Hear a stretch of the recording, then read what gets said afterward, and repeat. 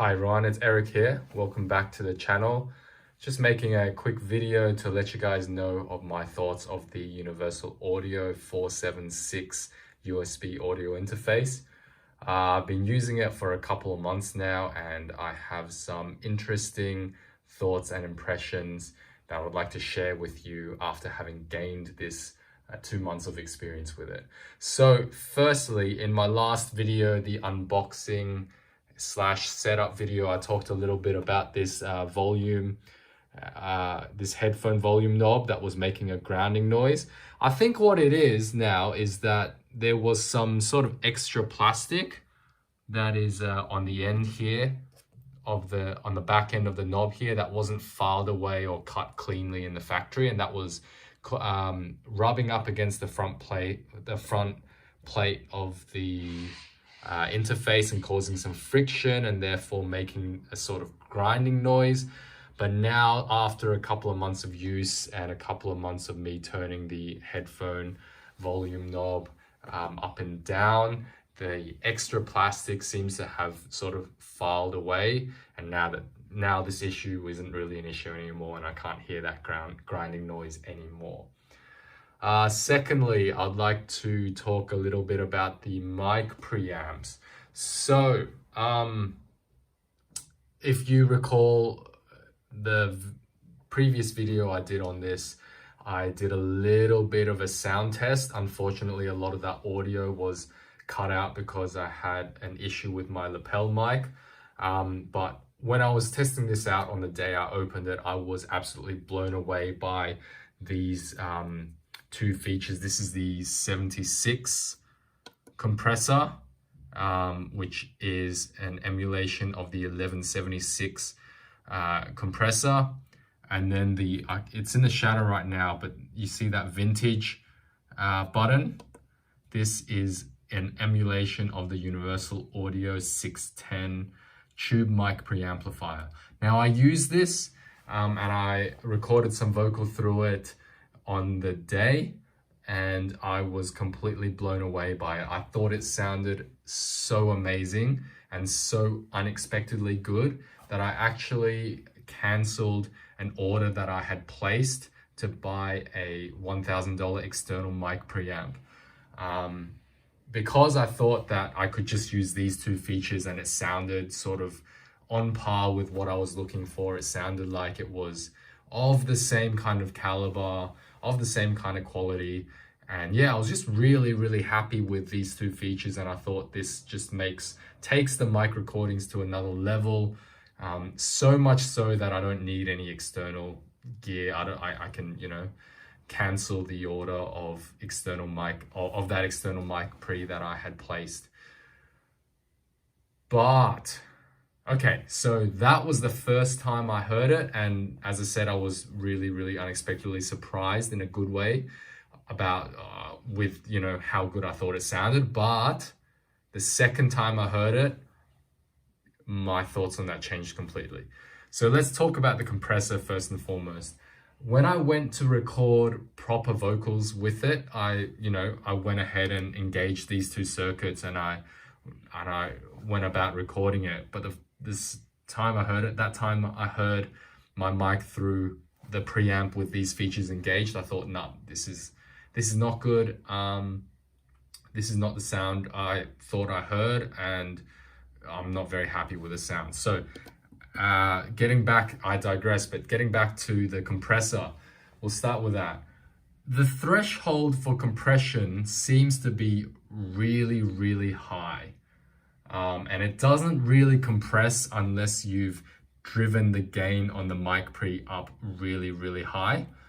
And this isn't really something I would do for fear of clipping during recording or reamping. And even when, I've set the gain really high and I've been able to engage the compressor circuit, I don't think, to my ears, it doesn't really compress so much as limit, and it doesn't sound really all that good. All you're getting when you engage this circuit, to my ears normally, is a boost in volume. And if you set your gain high enough, if you're bold and brave enough to set your gain high enough, then you're getting a little bit of limiting. Yeah, it doesn't sound like compression. It doesn't sound like very smooth or usable compression. And as I said previously, as I said earlier, just now, I wouldn't really be game to set my gain that high, because, you know, when you're recording or you're reamping, you don't want to always be checking your levels to see if you're clipping. And if you do clip during recording, then that's it. Your audio recording in that instance is stuffed. You know, it's no good.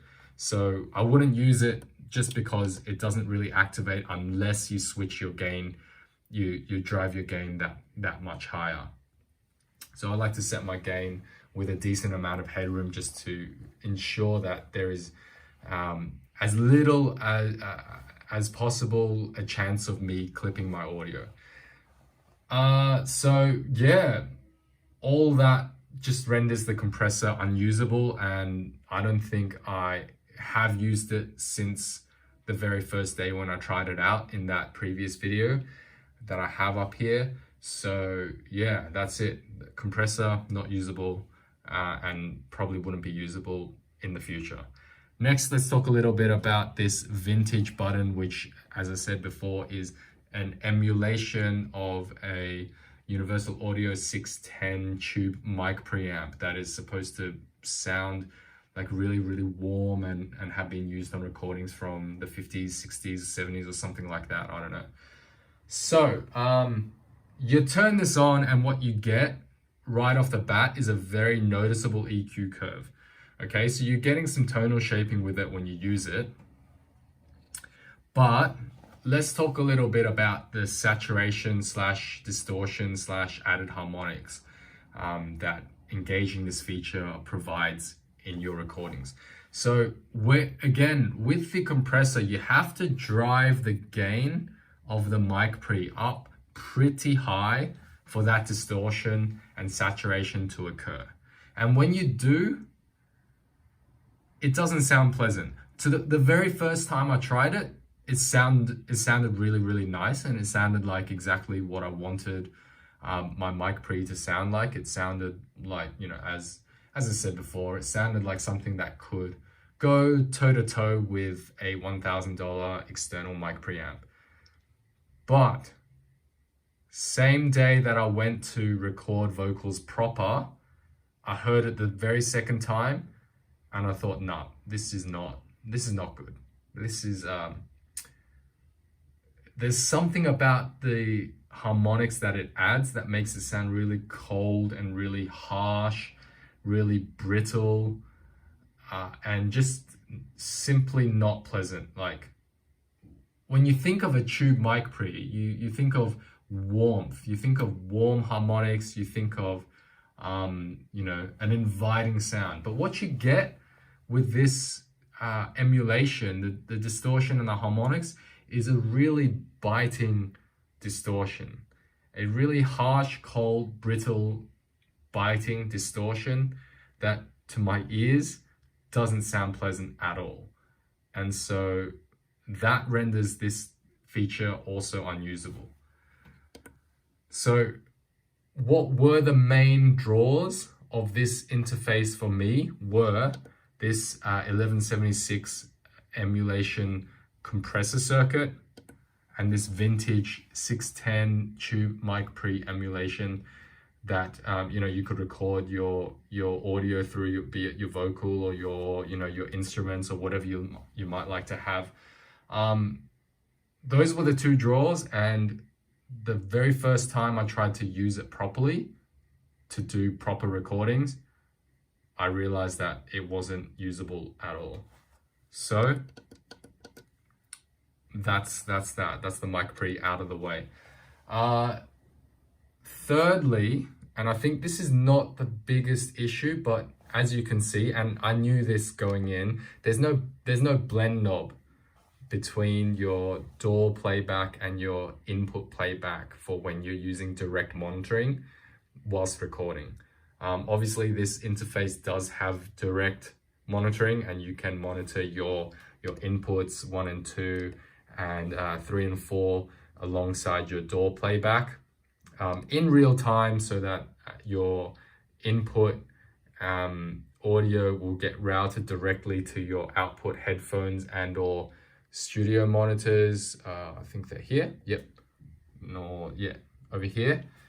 Whilst you're playing, and it doesn't go through the converters, it doesn't go to your DAW and then back out and through your outputs. It just goes straight from your input to your outputs, giving you real-time, no latency monitoring. Now, most audio interfaces, and indeed some audio interfaces in the price bracket below this interface, will have a knob that you can blend the levels. Say if you wanted more, for example, if you wanted to hear more of your inputs, you might turn your knob one way. If you wanted to hear less of your inputs and more of your DAW playback, you'll turn the knob the other way, for example. Now, as I said, most interfaces in this price range and below will have that knob, so you can conveniently and easily adjust those levels according to your taste for every time you want to record. But this one doesn't. What it does do when you have this button engaged and are using direct monitoring is that it will just turn your DAW playback down, I think 6 decibels or something like that, in order to guess, the kind of levels that most people would want to hear when recording. This is inconvenient because it means that if you want to set a blend between set a sort of custom blend between your input levels and your DAW playback, you would have to do this a bunch of ways. Firstly, let's use an example where you might be recording and you might be monitoring through your headphones, right? What you'll do is you'd go to your DAW and you would grab a master fader and you'd turn the volume up and down, and that will be your control for your DAW playback. And then you would adjust your input playback volume using the volume knob. So if you turn the volume knob up, obviously it's going to turn everything up. It's going to turn your input playback as well as your DAW playback up. But if you want to only have your input playback turned up, you'll turn this volume knob up, and then you'll go to your DAW and you'll grab your master fader and you'll turn your DAW playback down. So that's how you do it. So it's kind of a more complicated way of managing those levels. Again, it would be nice to have that blend knob, which a lot of interfaces that compete with this UA Vault have. But unfortunately, this interface doesn't have such a feature. Now, okay, that's the kind of the disappointing points about this interface out of the way. Let's talk about the good. So to my ears, the converters and the sound quality sound quite decent. It's yeah, I mean, it's usable. There is, an audible kind of level of quality, and you can definitely make high quality music, high quality sounds using this device, both recording it as well as mixing and mastering, etc., etc. One other thing that I like is the LEDs. Like, look at the lights. Look at all the pretty lights that you can have on this interface turned on. It just looks absolutely awesome, and I really, really love it. These lights, I know it's simply an aesthetic thing. It's nothing to do with the sound quality or anything that really matters, but they do kind of inspire when you look at them, especially if you're recording in a dark room or mixing in a dark room, and you can see all these lights, including the ones in the input-output metering. It does go some way to inspiring you to making music. What else? Yeah, I also like the fact that there are a pair of line inputs. The sockets are somewhere on the back. I believe it's these two. There are a pair of line inputs that you can monitor and use or not. and it just gives you a sort of extra expandability. So obviously you've got the two mic preamps that you can collect XLR quarter-inch jack combo connectors to, where you can record, you can record your mic, you can record your instruments, electric guitars, electric basses, whatever. But you also have those two additional line inputs that can be stereo linked or not. And this will be for any, external gear that you might have, external synths, external mic preamps. And it will give you, obviously, it will give you a total of 4 inputs, but the 2 line inputs allow you to have the opportunity to bypass the mic preamps completely so that you can have as clean a recording as possible. So say I ended up buying an external mic preamp down the line, I'd connect it, I would connect it to these 2 line inputs, and that way I can record through that external mic preamp and into this audio interface and into my DAW, completely bypassing these 2 mic pre's and keeping the sound as clean as possible, and having the sound colored only by the external mic preamp that I'm using it with, which is a really, really handy feature. And I believe that this is missing from the Universal Audio 476p, which is a different version of this interface that has a total of 4 mic preamps instead of the 2 mic preamps that are here. So that's a really, really neat feature. Also, it did, buying this interface and using it did open the door for me to use Universal Audio's plugins, because there were some free bundled plugins that came with this interface during the time I purchased it. And I think these were the LA2A compressor. I used it and I thought it was pretty good. I went and bought another couple of plugins by Universal Audio, the Proper 1176 limiter collection, which I found was quite good as well.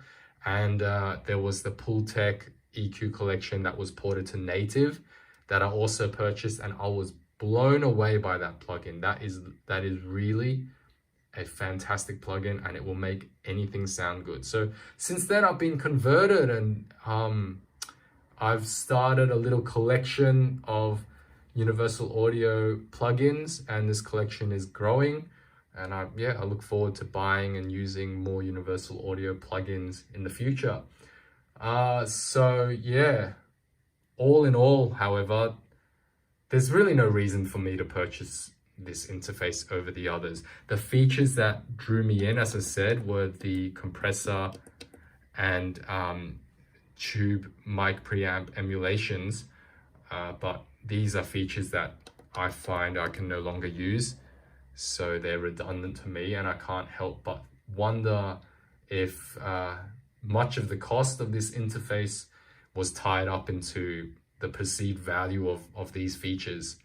But maybe I could have saved a little bit of money buying an interface that doesn't have these kinds of features that I wouldn't use anyway. Or maybe I could have used that money and invested it into an interface with, for example, high quality converters or something else. But yeah, what's done is done, and that's that. The interface does look cool, as I said, with the design, the wooden side panels, as well as these really, really pretty LED lit buttons and input-output meterings. But it is what it is, and I bought it. I've used it. It's workable. It's usable. So yeah, that's it. But would I recommend this audio interface to others looking to purchase it? Probably not, to be honest. Probably not. But yeah, those are my thoughts after having used this audio interface for about 2 months. Let me know about your thoughts on this in the comments below.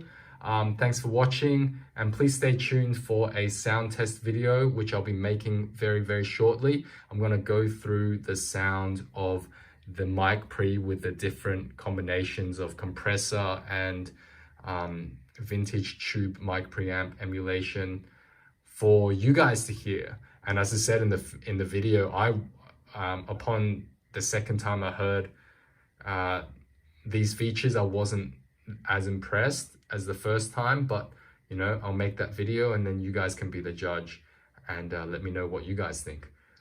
So yeah, that's it.